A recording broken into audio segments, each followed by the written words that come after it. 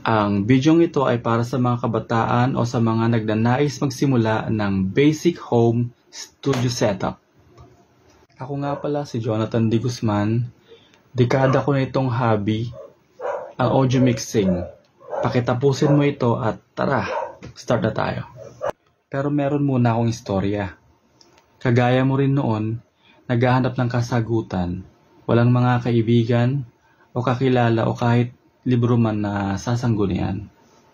Pero meron din pala. Eto, kaso lang English, kaya wala din. Tinitignan ko lang yung picture dito sa loob. Lubos kong hinahangaan yung taong nag-i-edit sa tapat ng computer na inaabot ng ilang oras. Sabi ko, balang araw, gagawin ko rin yun. Tapos niregaluhan ako ng ate ko ng computer. Sabi ko, software na lang yung kulang. Pinuntahan ko yung pinsan kong may-ari ng computer shop. Sabi ko, Kuya, saan ba nakakabili ng CD ng Adobe Audition 1.5? Lagi siyang naluwas ng Maynila nun.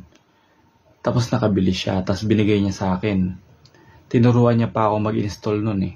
Kaya, salamat kuya. Kundi dahil sa'yo, hindi ako nakapagsimulang mga likot noon. Kaya, kahit anong hirap ng eksperimento noon, masaya ako dahil nagkaroon ako ng software na yun.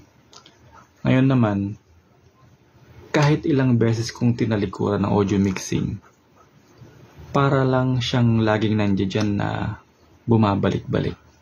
Balik tayo sa mga basics sa pagsisimula ng home studio setup. Computer. Ito ang may pinakamalaking part sa home studio. Ito ang magpa-process ng mga nirecord nating session. Dito lahat nagaganap ang editing at saving ng mga files pagkatapos. DAW o Digital Audio Workstation. Ito ay software para ma-execute ang recording, editing at mixing. Microphone ay ang input ng halos lahat ng audio signal papunta sa computer. Okay lang naman kahit yung dynamic mic lang munang gagamitin, yung sa video okay. Okay na yun. Headphone para sa monitoring ng mixing. Para marinig ang maliliit na details gaya ng mga clicks at pops na nangyayari sa recorded audio signal.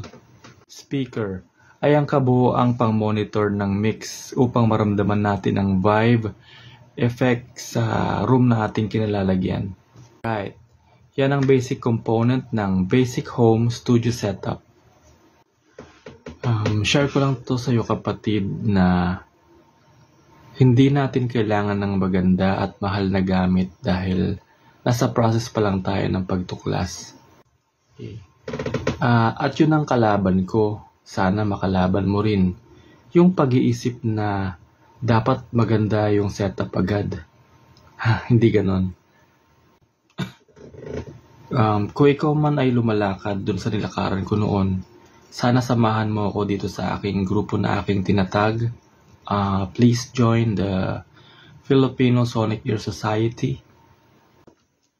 Lalagay ko nga pala yung link sa may comment at sana magkatalakayan tayo sa mga darating na panahon.